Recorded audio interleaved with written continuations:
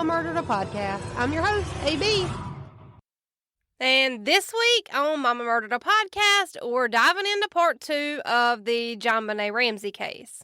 And I know there's so much to get through during this episode, so I don't really want to do like a long introduction, but this is probably the last episode in my tiny baby she shed, and I'm not real sure how to feel about it. I'm like super excited, but it's also a little bittersweet. I put my heart and soul into this tiny building. It is literally held together with hopes, dreams, and a little bit of duct tape, but she's fine. We've made it this far in this same little shed, but I guess it's time to upgrade. I'm excited. She'll be here tomorrow. Go follow me on socials to see all of the updates. So, before I say let's get it, as always, I would highly suggest that you go back and listen to part 1 of this case, or else this episode may not make a whole lot of sense to you. Last week we kind of got to know the family a little bit, and then my talking ass, I kind of skimmed through some of the strange parts of the 911 call to report JonBenèt missing, and I'll probably go into the 911 call a little bit later on during the series again. And then last week we also talked a whole lot about the ransom note that was left on the staircase. And as much as I talked about the 911 call, I also talked so much about the ransom note. And I did not realize it until after I started researching that I still wasn't done with the ransom note. But we'll get there. So, with all that being said, and without further ado, let's get it. So, before we go any further in the timeline, I want to tell y'all the other few things that I thought about as far as the ransom note and the 911 call goes. Because I realized after I recorded last week's episode that apparently we're all just best friends who gossip about true crime together. So this is what I came up with. So Patsy doesn't tell the 911 dispatcher that the ransom note says that if she calls police or speaks to anyone about this, that the kidnappers say that they're going to kill JonBenèt. At least this way, police could have pulled up in like an unmarked car or maybe even shown up in their own personal vehicles. I don't know, just something. And I've been so fixated on this ransom note and this 911 call that I've gone back and read this note 1,000 times, and I've listened to the 911 call just as many times. And there's 2 points in the 911 call that stuck out to me after I recorded last week's episode. And that's when Patsy says something like, I found the ransom note. She doesn't say I found a ransom note. She says I found the ransom note. And I'm not really sure why that sticks out so much, but it does. And then there's another point where she says something like, I'm the girl's mother, which feels very much like a way to distance yourself from this alleged kidnapping and ransom. But again, I could just be looking way too far into these two things, and I don't know if I am or not. But regardless, the notepad and the pen that were used to write the ransom note, those things weren't just sitting out on the countertops. The pen and the notepad were inside of Patsy's desk. So whoever wrote this ransom note also had to take the time to look around and find a notepad and a pen in order to even be able to write this note. And then, of course, I've already pointed out last week that the kidnapper put the pen and the notepad back in the desk where they had taken it from, which has always been weird to me. I'm pretty sure I said that already. But another thing is the fact that they ask for $118,000. Because I feel like $118,000 is a super low ransom amount, and it's also a very specific dollar amount. And what's weird about this amount is that $118,000 is almost the exact dollar amount that John Ramsey's Christmas bonus was in 1996 when JonBenèt was killed. Now, only John's closest friends and family would have known about this $118,000 Christmas bonus. They would have known about the Christmas bonus, although there had been an article published about John's company hitting their $1 billionth in sales that year. Now, that article still didn't say anything about John receiving $118,000 as a Christmas bonus, so I feel like there would only be a handful of people who would have known this very specific dollar amount that John had gotten as a Christmas bonus. And the chances of some random bad guy off the streets choosing $118,000 as a ransom amount, that just seems so highly unlikely. But then in the same breath, there was also a bank statement or a deposit slip or something along those lines that was just sitting out on the desk in plain sight of where the kidnappers would have been able to see it. So that's one way that the kidnapper would have possibly known to ask for such a specific amount. But then we also have to keep in mind that John Ramsey had an article published about him shortly before JonBenèt's death that basically told the world that his company had hit $1 billion in sales. So essentially, just telling anyone who read that article that John Ramsey was very much a money man. So that still leaves me wondering why the kidnappers only asked for $118,000, but that's something that we just may never know the answer to if I'm being completely honest. So let's finally move on to after the 911 call was placed. So Patsy calls 911, and the 911 dispatcher was Kim Archuleta, and I don't think that I mentioned Kim Archuleta's name last week being the dispatcher who took Patsy's call. But anyways, so Kim Archuleta recalled how when she took the 911 call from Patsy, that she felt like Patsy had kind of rehearsed what to say and what emotions to act out before the 911 call was ever actually made. So Kim Archuleta, who was again the 911 dispatcher who took Patsy Ramsey's call, said that she just felt like Patsy had been practicing what to say, and then after Patsy thought that she'd hung up the phone with the 911 dispatcher, Kim Archuleta actually said, quote, "I just remember having a sunken feeling, like something wasn't right. The problem was, if you hear the frantic in her voice when she's speaking to me, where she couldn't even answer my questions, it immediately stopped." So essentially the 911 dispatcher is saying that the tone and the franticness in Patsy's voice just completely stopped as soon as Patsy thought that she'd hung up the phone after she'd placed the 911 call. Kim Archuleta also said about the 911 call that she answered when Patsy called to report JonBenèt missing. She said, quote, "What bothered me immensely, it sounded like she said, 'Okay, we've called the police, now what?' And that disturbed me. So I remained on the phone to hear what was being said. And it sounded like there were 2 voices in the room, maybe 3 different ones. I had a bad feeling about this. To me, it seemed rehearsed, and that's never changed." So Kim Archuleta has thought from day one that this 911 call was rehearsed and that something wasn't right. And she takes 911 calls like this every single day, all day, for a living. She knows what a panicked mother sounds like, and allegedly, this ain't it. And then how weird is it that the kidnappers didn't bring the ransom note already written out with them? Like, why not write it out before you ever go into the Ramsey house? Why would you do a practice draft of this ransom note and then do it inside of the Ramsey house? It just does not make sense. You would want to be there as short as an amount of time as humanly possible. And like I've already said, you would want this ransom note to be short, sweet, and to the point. Because you'd be leaving behind possible trace DNA, possible fingerprints, and more handwriting samples than most handwriting analysis would ever need to be able to match your handwriting to everything on that note. Okay, so I'm sure everybody is over me going on and on about the 911 call and the ransom note, so we'll keep going. So after Patsy called 911 to report JonBenèt missing, she immediately called Fleet and Priscilla White, and she asked them to come over because of a family emergency. So it seems like Patsy doesn't really tell Fleet and Priscilla White that they thought that someone had kidnapped JonBenèt and that she may be missing, or that they'd found a 3-page ransom note. So she basically just called and said, like, "Hey, there's an emergency, can you please come over?" And they did. Fleet and Priscilla White got dressed pretty quickly and they headed over to the Ramsey house. And remember that Fleet and Priscilla White are the ones that threw the Christmas party the night before, when JonBenèt supposedly, allegedly, we never know what happened, if she fell asleep in the car or not on the ride home. So after Patsy called Fleet and Priscilla White, she also called John and Barbara Fernie to come over to their house. John and Barbara Fernie were another couple that the family was really close friends with. So Patsy's already called 911, Fleet and Priscilla White, and John and Barbara Fernie. But then she also calls the family's pastor or minister or reverend. And I'm really, really sorry that I'm not religious enough to know the difference between all the 3. But I'm going to say pastor just for the sake of not using the terms interchangeably. So even though the ransom note said to absolutely not call or reach out to anyone, Patsy Ramsey is calling everyone to come to their house. So, like, what if the kidnapper was an actual kidnapper, and what if they were watching the Ramsey house?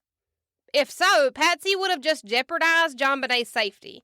Because we have to remember at this point in the timeline, they're all still supposedly under the impression that JonBenèt had been taken from their house in the middle of the night by an unknown kidnapper.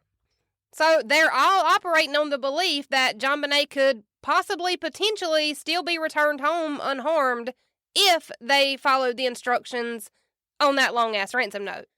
But as we all probably know already, JonBenèt never left that house, and she was never taken by a kidnapper. So let's keep going at the timeline of events and where we are now. So Patsy called the police to come out. She also called the Whites and the Fernies to come over and console her. And a lot of people point to the fact that Patsy called her friends to come over, and they think that that's really weird. And even I'll admit that I thought this was so weird until I had kids. And now that I have kids and I'm a mom, I would have absolutely called my best friend to come over if I woke up to this ransom note. Because she's like an aunt to my kids, and she would care and be just as worried as any other member of my family. So now as a mom, all these years later, I get why Patsy called the Fernies and the Whites. So Patsy made all of these calls, and the 911 call was logged at 5:52 a.m., and Officer Rick French was made aware of the kidnapping at 5:55 a.m.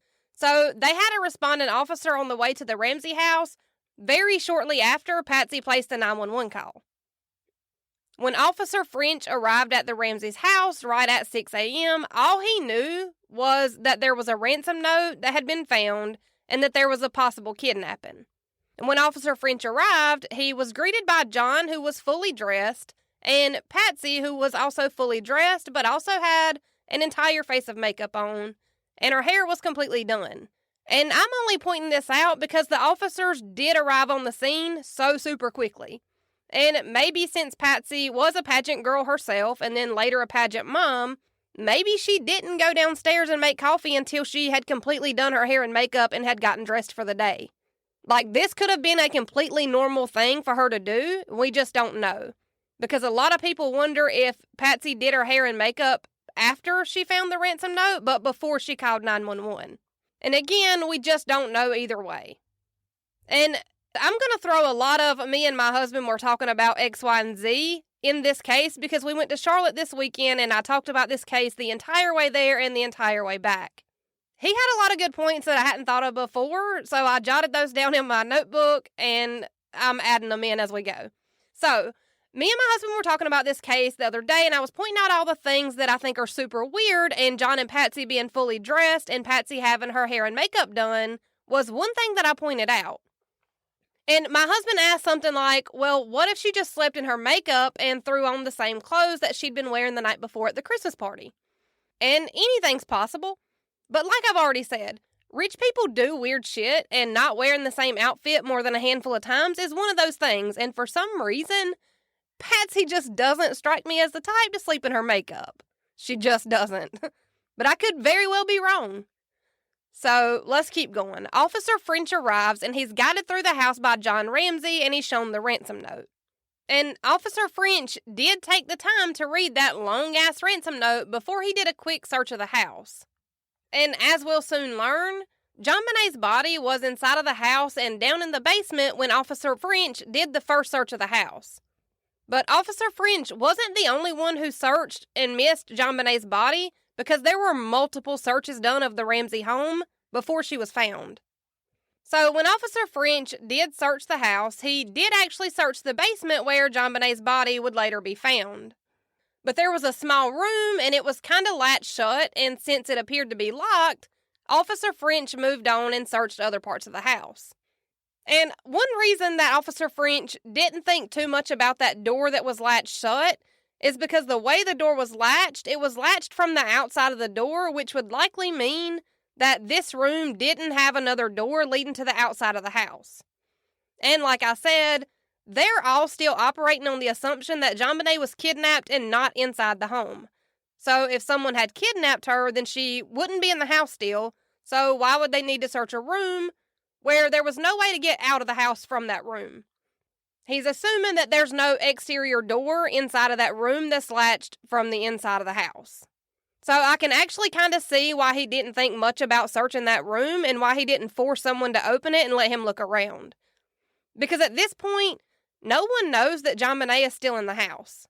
But I can also see why people say that this is the first big mistake of this entire investigation, because as an officer of the law, he should have searched every square inch of that house. But Officer French is also not a detective or a seasoned investigator either. He's a patrol officer who wrote traffic tickets for a living. I could see how he wouldn't be trained to do an actual investigation. So yes, this is a huge screw-up, but I can also see how it happened. And it was also December 26th, the day after Christmas. So I'm sure that there were more officers that were off and not on call than normal. And Boulder isn't a place where a lot of murders happen. JonBenèt's death was actually the only murder in Boulder, Colorado in 1996. So this wasn't something that Boulder police were used to dealing with. And then that just makes this case even sadder, because that latched room that Officer French didn't search, that's actually the room where JonBenèt's body would later be found on the same day. Now, it was at 6:02 a.m. that Sergeant Paul Reichenbach arrives at the Ramsey house as sort of like a backup for Officer French. And one of the first things that Sergeant Reichenbach does is to let everyone in the police department know not to use their police scanners or frequencies, just in case the kidnapper also had a police scanner.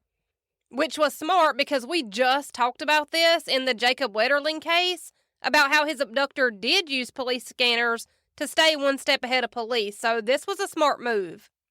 And shortly after Sergeant Reichenbach arrived at the family house, so did John and Patsy's good friends, Fleet and Priscilla White, who Patsy had called almost immediately after she dialed 911. And they showed up a little before 6:10 a.m. And as soon as Fleet and Priscilla White showed up, Fleet White offers to search the house for JonBenèt.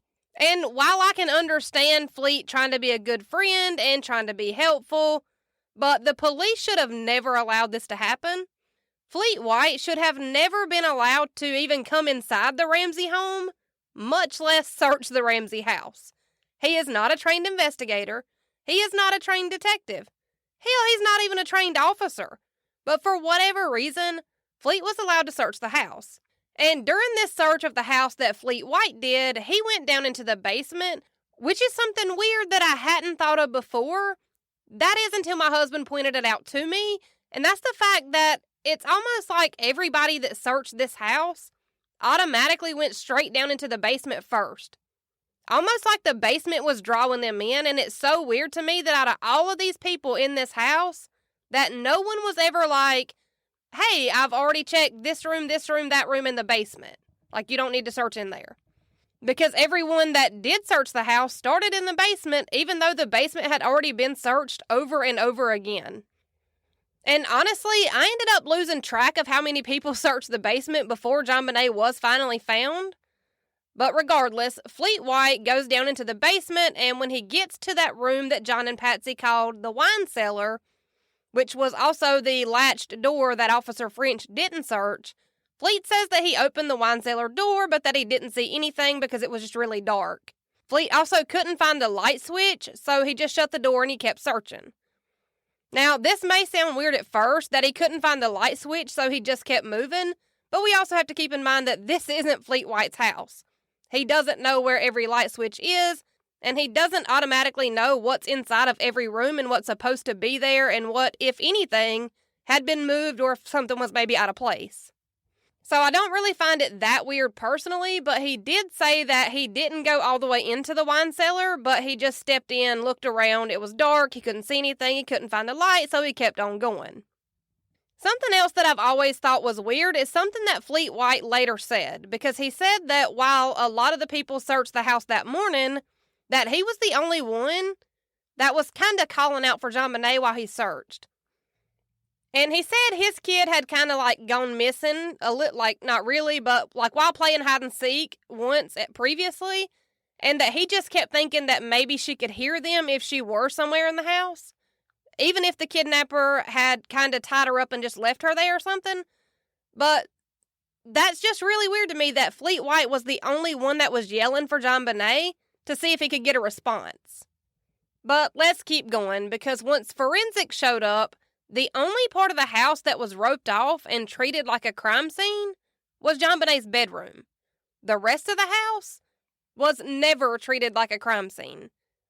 And I just want to throw this part out here now so I don't forget to mention it later, because it really does show how the physical evidence in this case was tampered with and ruined from the minute that police arrived.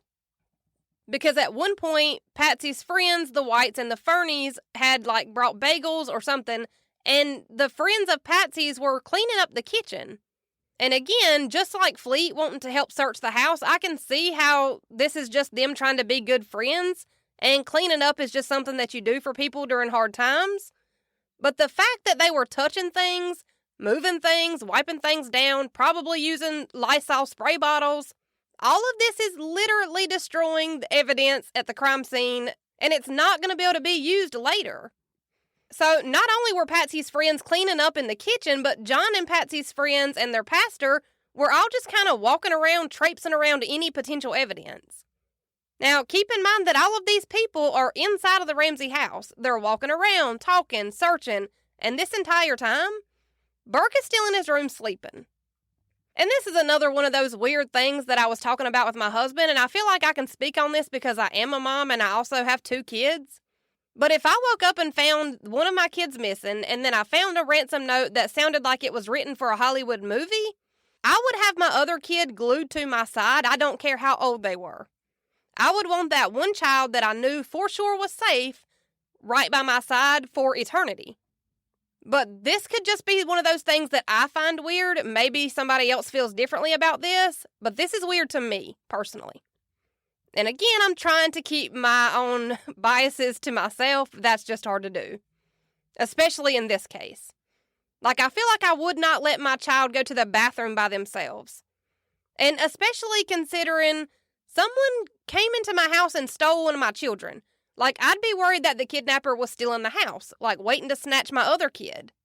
But Burke was left in his room and he was left asleep. And we'll get to what people think about Burke and why they think he was in his room the whole time. We'll get there later. But sometime after 7 a.m., Burke was finally woken up and told to get dressed. So 9-year-old Burke gets dressed and he's then taken from the house to Fleet and Priscilla White's house. And things in this case weren't reported on like they should have been. Police didn't keep track of what happened at what time, because usually those kinds of facts in a case are pretty well documented, but they're not documented like that in this case. So the best I can do is say that it was somewhere in this time period that John and Patsy Ramsey gave handwriting samples. They wanted to go ahead and get those handwriting samples over to a handwriting expert. And we'll talk about what the experts found about these writing samples later on as we get there in the timeline. And again, nothing was well documented, so sometime during all of this chaos that was going on, John Fernie leaves the Ramsey house and he goes to get the $118,000 in cash to be able to give to the kidnappers in order to get JonBenèt back when they called. And he does. He brings the money back to the Ramsey house a couple of hours later, around 9 or 9:30 or so. So the money was taken care of. And by the time that John Fernie gets back with the $118,000 in cash for the ransom, Fleet White had already gotten back from dropping Burke off at his house. And Fleet got back to the house somewhere close to 8 a.m., which is also important because in the ransom note it says that the kidnappers are going to call between 8 and 10 a.m. But this is something that I've always wondered about too, because the ransom note says, quote, "I will call you between 8 and 10 a.m. tomorrow to instruct you on delivery." So my question has always been, if the person who wrote this ransom note, did they mean between 8 and 10 a.m. on December 26th or December 27th? Because if the ransom note was written after midnight, then it would have technically already been December 26th already.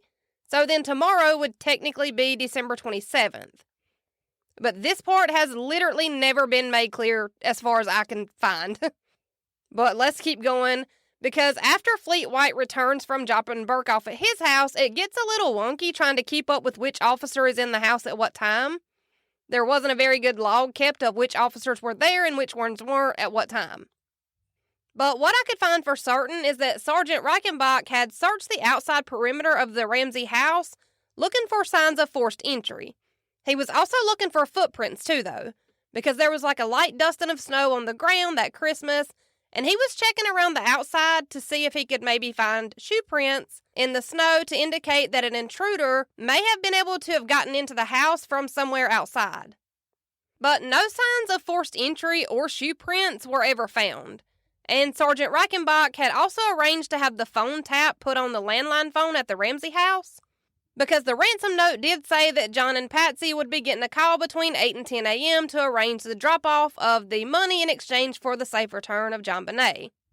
And it's only about 10 minutes after Fleet White gets back to the Ramsey house that 2 actual detectives arrived on the scene, and that was at about 8:10 a.m. Those 2 detectives were Linda Arndt and Fred Patterson. And by the time that the detectives arrived, the phone tap had already been placed on the Ramsey's landline phone, and at least 2 short cursory searches of the Ramsey house had been done. The house had been searched by Officer French when he first arrived on the scene, and then again by Fleet White shortly after he and Priscilla arrived at the Ramseys. So once Detective Arndt and Detective Patterson show up, they'd already been briefed on what was going on, and they knew as much as there was to know at this point. But at least they were actual detectives. Once Linda Arndt gets there, she kind of sits down with John Ramsey to go over what he needs to say once the kidnappers call. And again, remember, we don't even know if the kidnappers were supposed to call on the 26th or the 27th. Either way, it was between 8 and 10 a.m., that's all we know for sure. But I think everyone was just kind of operating under the assumption that the kidnapper meant between 8 and 10 a.m. on the 26th. So Linda Arndt is kind of coaching John on what to say and ways to keep the kidnapper on the phone for as long as possible. And she makes sure to tell John that he needs to demand to talk to JonBenèt on the phone when they call as sort of a proof of life, and just other things like this she's making sure that he knows. But Detective Arndt didn't even arrive until 8:10 a.m., so they've already kind of gotten a late start as far as this ransom call goes.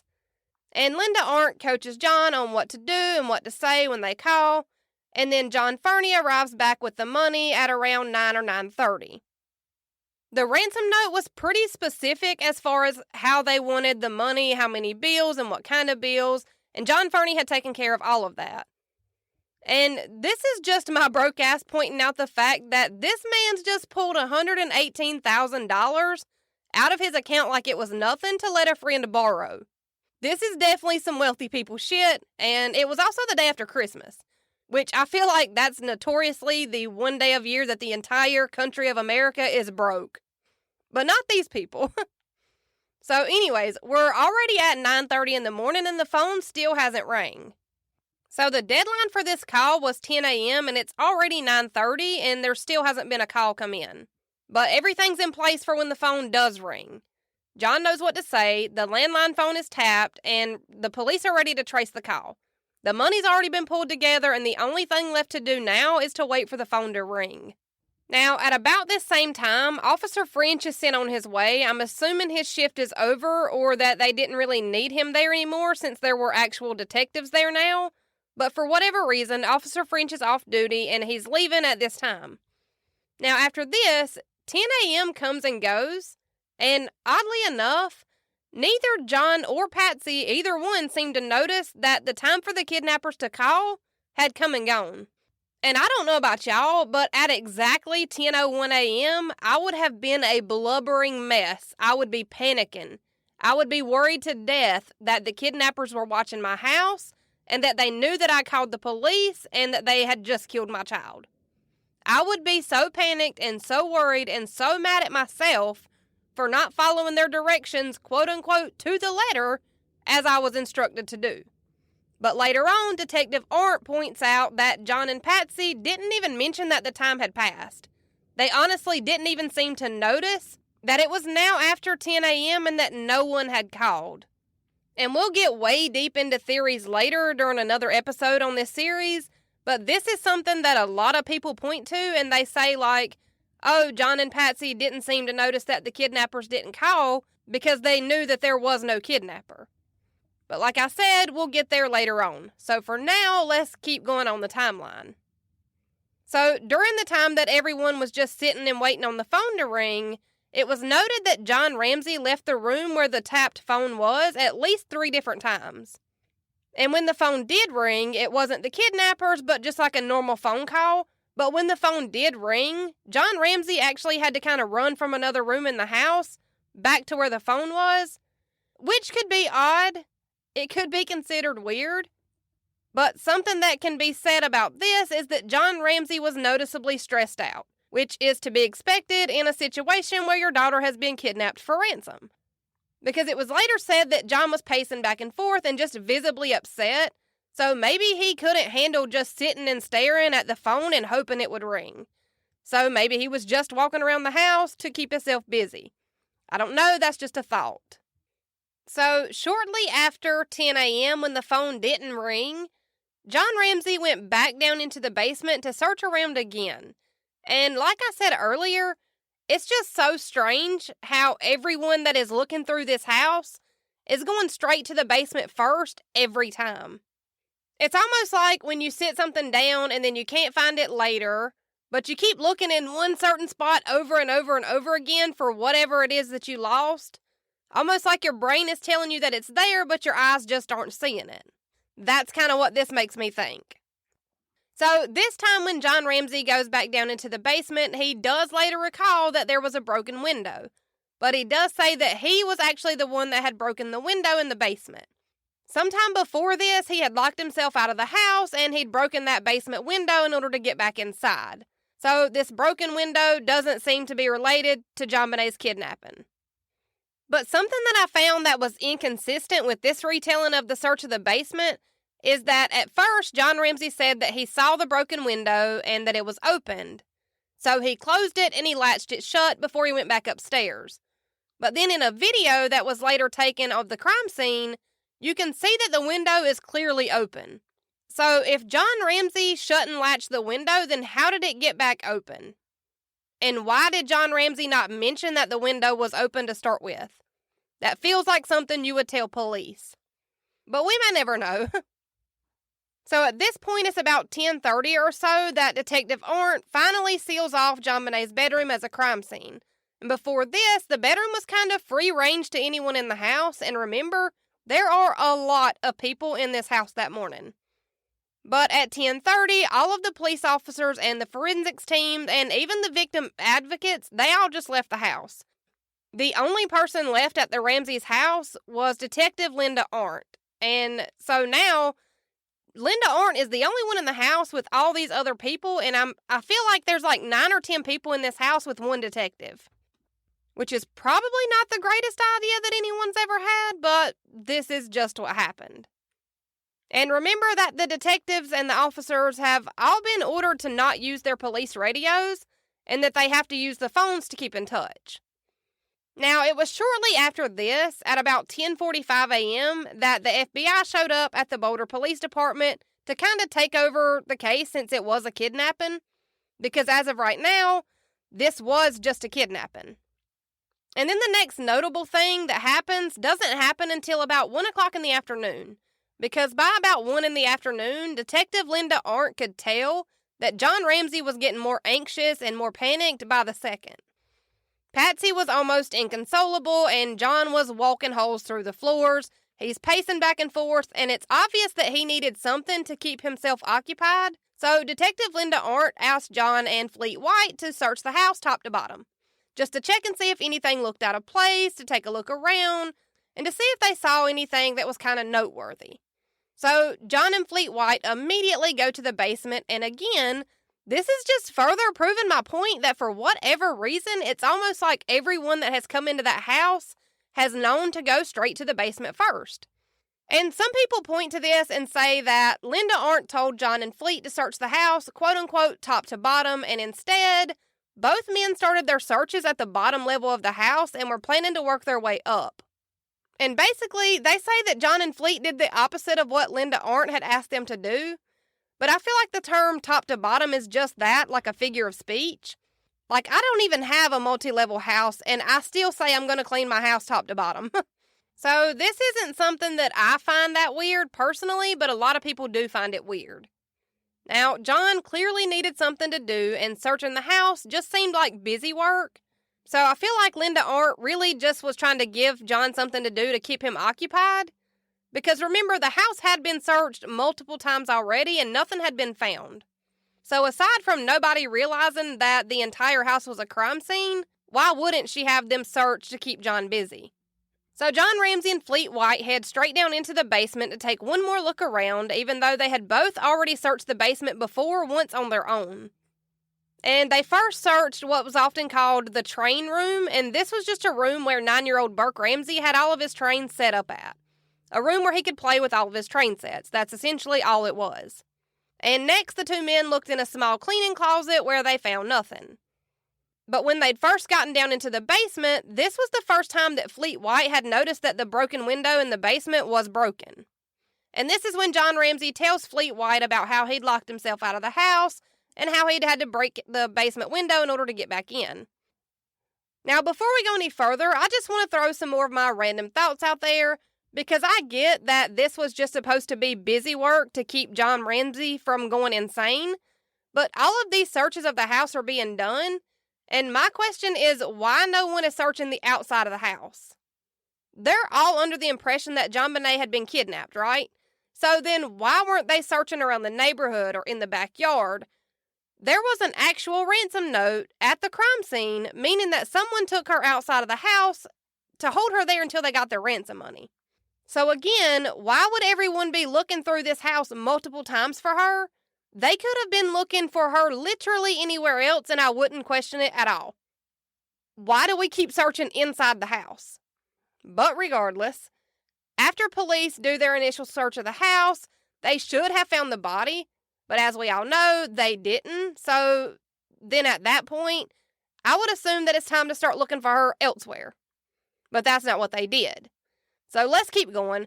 Once John and Fleet White get into the basement, and John explains why the basement window is broken, and then John Ramsey goes into the wine cellar, which is again the same room that Officer French said was latched closed when he did his first initial search of the Ramsey house.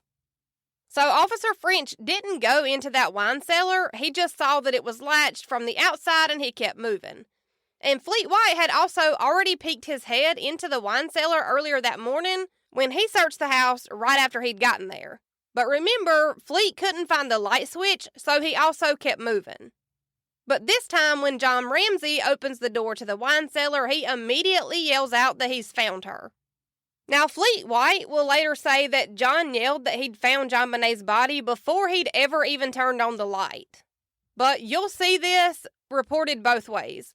You'll see in some sources that John turned the light on first and then yelled that he'd found JonBenèt. And then in other sources, you'll see that John yelled out that he'd found JonBenèt and that he hadn't even turned the light on until after he'd yelled. And Fleet White later says that he is sure that John yelled that he'd found JonBenèt before the light was ever turned on. Which, if that is true, then that is weird. Especially considering the fact that Fleet White himself had already searched that wine cellar earlier, and he said he absolutely could not see inside of that room with the light off. And again, we have to remember that Fleet couldn't find a light switch and he didn't see anything in the dark, so he closed the door and searched other rooms of the house. And then once we get to the theories part of this case, you'll see that this moment with the light switch is either a huge deal or nothing at all. And that all just truly depends on where you fall as far as what you believe happened. But to be fair, to play devil's advocate, John Ramsey does later say that he could clearly see that white blanket before he turned the lights on. And then this could be something as small as John Ramsey has better vision in the dark than Fleet White does. It could also be that John Ramsey lives there and knows what should be in that room and what looks out of place, even in the dark. But either way, John Ramsey did find the body of his 6-year-old daughter in that wine cellar room in the basement. JonBenèt's body was found underneath a white blanket with her hands tied together over her head, but still in front of her body, and they were tied with a nylon cord. JonBenèt's mouth was covered with a piece of black duct tape, and she was still wearing the same white Long John-style pajamas. There was also a nylon cord wrapped around JonBenèt's neck, but this cord around her neck was tied so tightly that John Ramsey didn't even see the cord around her neck initially. Now, when Fleet White finally saw that John had found JonBenèt's body, Fleet White immediately runs upstairs to get somebody to call for an ambulance. Now, while Fleet White was heading upstairs, John Ramsey pulled the duct tape off of JonBenèt's mouth, which we all know is just destroying evidence. But this is the most relatable and the most parental thing that I could possibly think of. There is no world where I would be able to leave duct tape and those cords on my child, even if I found them and they were already deceased. There is just absolutely no way I would leave those and be able to see that on my child like that. So I 1000% understand that this is destroying evidence, but I also 1000% understand why John did this. And if we're operating under the assumption that John and Patsy Ramsey didn't have anything to do with the death of their daughter, then we would also have to assume that John Ramsey didn't know that JonBenèt was dead. So, of course, he would be pulling the duct tape off of her face and trying to undo anything on her. He pulls the duct tape off of JonBenèt's face and he undid the cords that were wrapped around her wrist. But this cord around JonBenèt's neck, it was attached to a wooden garrote, which for the longest time, I had no idea what a garrote even was. So I'm going to read the Wikipedia explanation of what a garrote is, because it says that a garrote is a weapon, usually a handheld ligature of a chain, rope, scarf, wire, or fishing line that is used to strangle a person. So essentially, a garrote is just something that you would tie to give yourself leverage to be able to, more easily and more successfully pull to strangle a person. And at the end of that nylon cord that was wrapped around JonBenèt's neck, attached to that was a piece of a broken paintbrush. And this paintbrush will later be linked back to a set of paintbrushes that Patsy Ramsey owned. So, not only did the kidnappers and/or/killers not bring their own ransom note, pen, or pad, they also didn't bring the murder weapon. Keep that in mind. So, soon after Fleet White makes his way upstairs to call an ambulance, and after John Ramsey had already undone a lot of the cords on JonBenèt's body, and after he'd pulled the duct tape off of her mouth, John Ramsey picks JonBenèt's body up, and he runs upstairs with her in his arms. John sits JonBenèt's body on the floor, which again, this is something a lot of people think is weird. People wonder why he wouldn't lay her on a couch or on the closest bed, like why he laid her on the floor. And this is because a lot of people who believe that John and Patsy Ramsey did have something to do with JonBenèt's death, they believe that John laid JonBenèt on the floor so that she would be in a place that was pretty heavily trafficked, so that there would be ample amounts of DNA that would be transferred to her body. And that's really only a thing if you think John and Patsy Ramsey are somehow involved. But regardless of why he laid her on the floor, that's where he laid her. And something that a lot of people point to is that when John was running up the stairs carrying JonBenèt's body, Patsy didn't move. She didn't run to see why her husband was screaming. She didn't jump up to see why Fleet White was running up the stairs screaming for somebody to call an ambulance. And the people that were inside of the Ramsey house that day say that Patsy was almost having to be led into the room where JonBenèt's body was laid. And I feel like Patsy just knew that they'd found JonBenèt's body, or at least they'd found something of importance at the very least. Because why else would Fleet White be running around screaming for an ambulance, and why would John be screaming that he'd found her if they hadn't found something? So the fact that Patsy didn't immediately run into the room to see her dead child is not weird to me. I honestly feel like she was probably reading the room, she knew what was happening, and she was probably in some sort of catatonic state. So John Ramsey had originally laid JonBenèt in the hallway on the floor. And then for a reason that we may never know or understand, Detective Linda Arndt actually picks JonBenèt's body up and moves her again. This is supposed to be a detective. She should know better. I am a normal-ass person and I know better.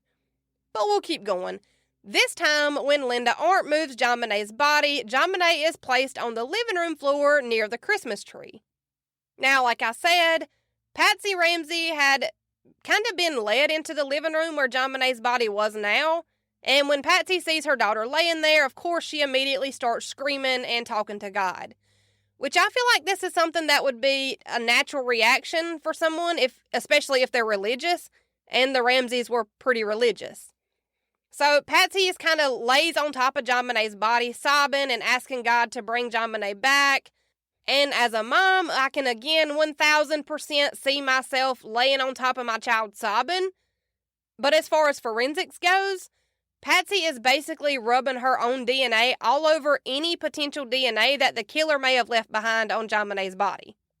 But Patsy isn't a detective or even an investigator, so this is not her fault. And we really can't blame Linda Arndt too awful much because she is the only officer that is still there, and she's there trying to manage like 9 or 10 other people. So really, I guess the blame falls on whoever left Detective Linda Arndt there by herself with all these people. We can kind of blame them. Because now we have potential evidence being destroyed. John had already removed the duct tape and some of the cords from JonBenèt's body before he picked her up and carried her up the stairs. And then JonBenèt's body was moved again, this time next to the Christmas tree by the detective. And now Patsy's laying on top of her body sobbing. The evidence in this case was completely doomed before the murder investigation ever even started. Now, as JonBenèt's body is laying next to the Christmas tree, like the friends and the family and the pastor, all these people are like covering her body up with like a blanket, and I get why they're doing this, but again, they're just destroying evidence that now is no longer usable. Now, whatever evidence is found is tampered with because they're adding all this extra stuff to her body. So the next thing that happens is something that wouldn't be brought up for years after JonBenèt's murder, and it was brought up by Detective Linda Arndt. And again, like I say, this was not brought up until years later, which I feel like that's important. So Detective Linda Arndt says that she was close by JonBenèt's body as Patsy was kind of laying over top of JonBenèt sobbing. And she says that John Ramsey was also on his knees beside of JonBenèt bent down over her body as well. So John, Patsy, and the detective are all kind of knelt down over JonBenèt's body. And Linda Arndt says that there was a moment during this where John Ramsey made eye contact with her. And that when he made eye contact with her, that they were both kind of bent down, like I said, over top of JonBenèt's body. And Detective Linda Arndt says that in that moment, when she and John made eye contact, that she wasn't sure if everyone in that room was going to make it out alive. Linda Arndt says that this made her mentally count the number of bullets that was in her gun. And supposedly she's feeling all of this over a brief second of eye contact with John Ramsey. Like he had murder in his eyes. And like I said, though, Linda Arndt didn't say a word about this moment of eye contact where she feared for the lives of everyone in the house until years later. From where I'm sitting, it seems like a lot of the players in this case, their stories get more dramatic and more like made for TV with each year that passes and any new interview that's done, allegedly. But I do want to play you the clip of the interview where Linda Arndt finally speaks out about mentally counting her bullets in her shoulder holster, because hearing it from her, it sounds more dramatic than I would ever be able to create. So I'm going to play the clip of Linda Arndt, and then we'll probably call it quits on this episode until next week. But I want to play that first. 1:01 p.m. Although the house had already been searched by patrolmen before she arrived, Arndt says that in order to break the building tension, she asked John Ramsey and his friend Fleet White to search the house again, top to bottom, looking for anything out of place. She says she gave them specific instructions not to touch anything. She says John Ramsey headed straight to the basement. She heard Fleet White scream for an ambulance, and then a chilling discovery. For Arndt, the pieces of the puzzle fell into place. And I see John Ramsey carrying JonBenèt up the last 3 steps from the basement.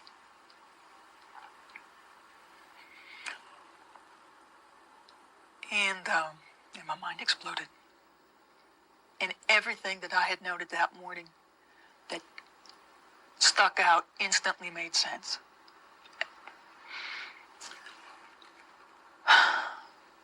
And JonBenèt was clearly dead. Then she's been dead for a while. I ordered him to put JonBenèt down. I knelt next to her and I leaned down to her face. And John leaned down opposite me. And his face was just inches from mine.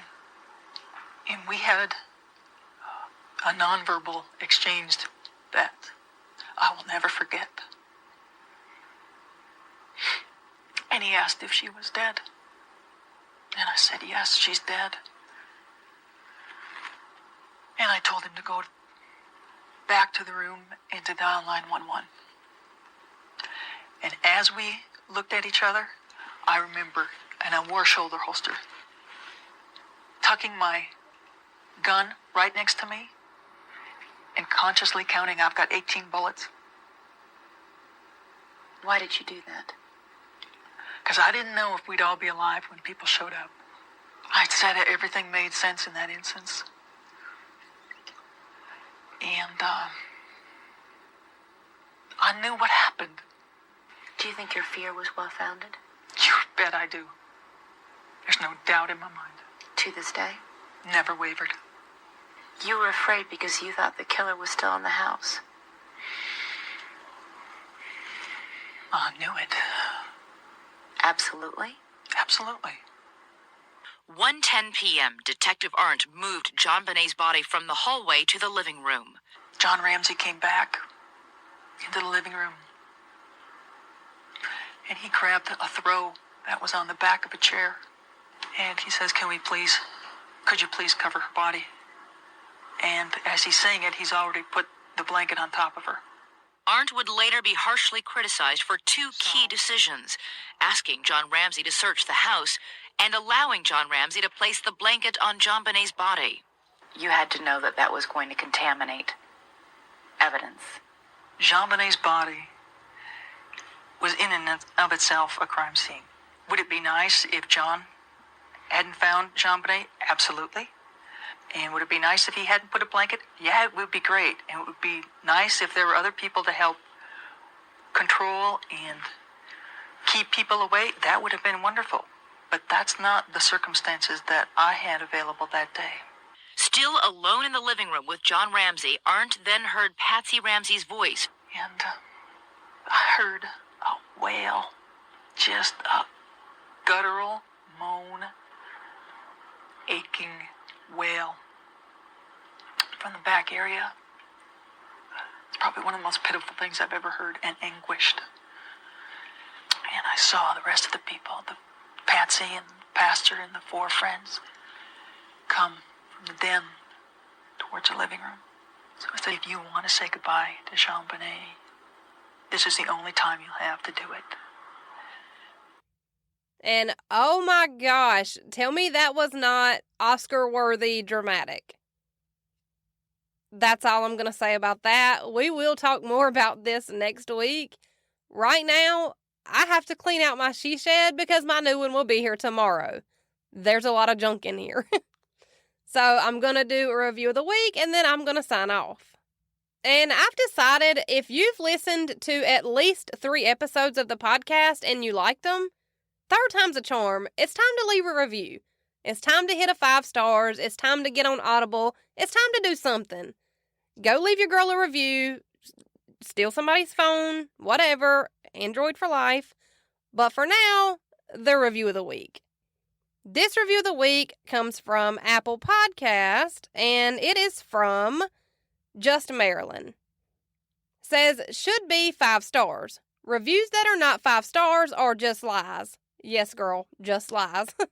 Now, the rest of it says, my favorite podcast. Really love the way AB tells a story. Was so sad after I found it and had listened to all the episodes, and now I have to wait for the next one. Love what she says about the criminals and love the compassion she has for the victims. Love when and how she points out things that seem, quote-unquote, suspicious. I listen while I'm getting ready for work. I leave in the dark. She may have saved my life because I'm way more aware of my surroundings now. Sometimes when I saw it was a story I already knew I was going to skip, for example, the Kaylee Anthony case. Didn't want to hear that story again since I remembered it well from when it happened. But I listened anyways, and there was so much more in the story than I ever knew.